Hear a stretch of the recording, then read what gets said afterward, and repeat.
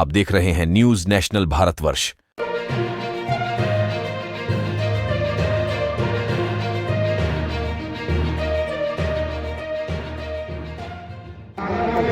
शाहजहानपुर ऐतिहासिक धरती पर आज 1224 ऐसे जोड़ों की शादियों का कार्य संपन्न हो रहा है। जो परिवार के लोग शायद उम्मीद भी नहीं करते होंगे कि उनके बच्चों की शादी में जनपद में मंत्री आएंगे, सांसद आएंगे, सारे विधायक आएंगे, लेकिन उत्तर प्रदेश के माननीय मुख्यमंत्री आदरणीय योगी जी के मैं समझता हूँ नेतृत्व के आधार पर, उनकी योजनाओं के आधार पर शाहजहानपुर में ये संपन्न हुआ कि हम सभी मंत्री, सभी सांसद, सभी विधायक अपने 1224 जोड़ों को आशीर्वाद, शुभकामनाएं और उनकी शादी संपन्न कराने में सम्मिलित हुए।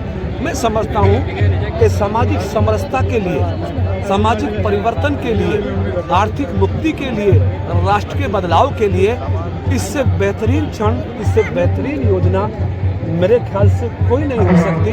बिना जाति बंधन के, बिना धर्म के बंधन के एक पंडाल में, एक मंडप में हिंदू, मुस्लिम, सिख, ईसाई तमाम धर्मों के बच्चों की शादियां संपन्न हो रही हैं।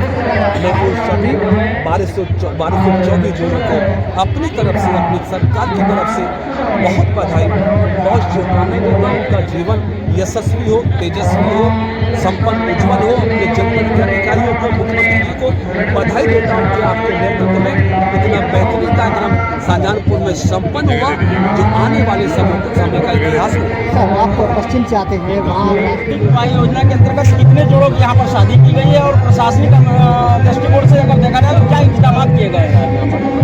आज यहाँ पे 1224 जोड़ों की शादी की और इसमें व्यवस्था ये उनको 35,000 रुपये उनके खाते में दिया जाता है, 10,000 रुपये उनके लिए गिफ्ट की सामग्री दी जाती है और 6,000 रुपये में प्रति जोड़ा हिसाब से सारी व्यवस्था की जाती है। तो आप देख रहे हैं जो टेंट है और भोजन वगैरह की सारी व्यवस्था उनके लिए की जाती है।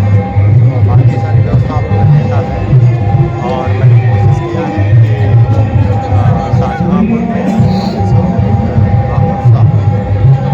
पूरी धूमधाम के साथ जश्न के माहौल में संपन्न हो और जो भी यहाँ पे आए, जो भी चाहे घराती हो या बराती हो, वो यहाँ पे सम्मानित महसूस करें। क्योंकि व्यवस्था बड़ी है, प्रति जोड़े 20 व्यक्ति अनुमन्य है। घराती और बराती संख्या काफ़ी ज़्यादा हो जाती है। बड़ी बड़ी व्यवस्थाओं में थोड़ी बहुत कमियाँ भी रह जाती हैं, लेकिन सारी चीज़ों के बावजूद मैं पूरे टीम के साथ कोशिश कर रहा हूँ कि सबको सम्मान मिले और सभी लोग की खुशी के साथ उनकी शादियाँ संपन्न हो और पूर्व वाली जोड़ों के लिए एक यादगार अवसर बन सके इसमें शादी के लिए। क्या लगता है कि पिछली बार जो शादियाँ हुई थी तो उससे बड़ा आयोजन है विधानसभा बार में, इसमें जिनकी शादी हो रही उनको बहुत बहुत बधाई। उनके सुखी जीवन की हम कामना करते हैं, ईश्वर से प्रार्थना करते हैं कि बिना लड़े, बिना झगड़ा करे अपने आगे की जिंदगी बिताएंगे और सरकार की मंशा को समझेंगे कि सरकार की मंशा ने किस प्रकार के आयोजन करके उन लोगों के अच्छे भविष्य की कल्पना, अच्छे भविष्य की कामना की।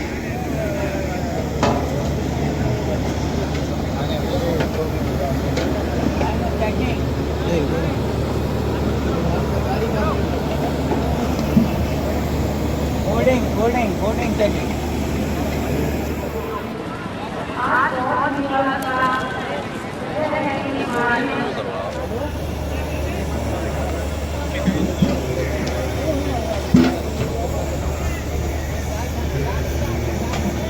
ये जानकारी मिला है कि नीचे रखो ना थोड़ी गाड़ी। बीजेपी से अलायंस की बात चली, आपको लगता है कि क्या ये समय, ये परिस्थितियाँ राजनीतिक बातों के करने के लिए बहुत उपयुक्त नहीं है, लेकिन देश की जनता, प्रदेशों की जनता जिस तरह से देश के यशस्वी प्रधानमंत्री नरेंद्र मोदी जी की गारंटी योजनाओं के आधार पर देश की पॉलिटिकल सिचुएशन में बदलाव हुआ है। देश देख रहा है कि 3 प्रदेशों में, ऐसे प्रदेशों में जहाँ कांग्रेस ने, वहाँ भी भारतीय जनता पार्टी ने प्रचंड बहुमत की सत्ता बनाई है। प्रदेश में एसपी, बीएसपी, आरएलडी, कांग्रेस ये सारी पार्टियां मिलकर भी चुनाव लड़े।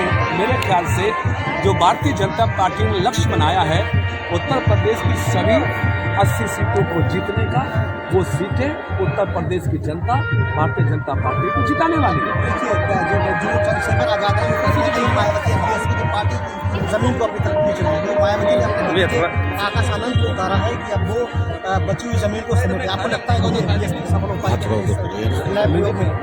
अब देखिए, जिस पार्टी को 2007 से 2012 तक बहुमत की सरकार चलाने का मौका मिला हो, तो पार्टी का एक एमएलए बाबू उसकी यूपी में जीता है, तो उस पार्टी के आगे बढ़ने से की संभावना पे कौन भरोसा करेगा? जब बहची नहीं कर पाई तो भतीजे क्या करेगा? क्योंकि उत्तर प्रदेश की जनता अब विकास को पसंद करती है, रोजगार को पसंद करती है, मीन्स योगी जी को पसंद करती है, मोदी जी को पसंद करती है। तो सत्ता बनाने का मतलब मोदी की गारंटी। अब भाजपा जनता की निगाहों में एक सफल, संपन्न और राष्ट्र को बढ़ाने वाली पार्टी, इसलिए अब ये अलायंस पार्टी मेरे ख्याल से अपने अस्तित्व को बचाने के भाई लड़। धन्यवाद।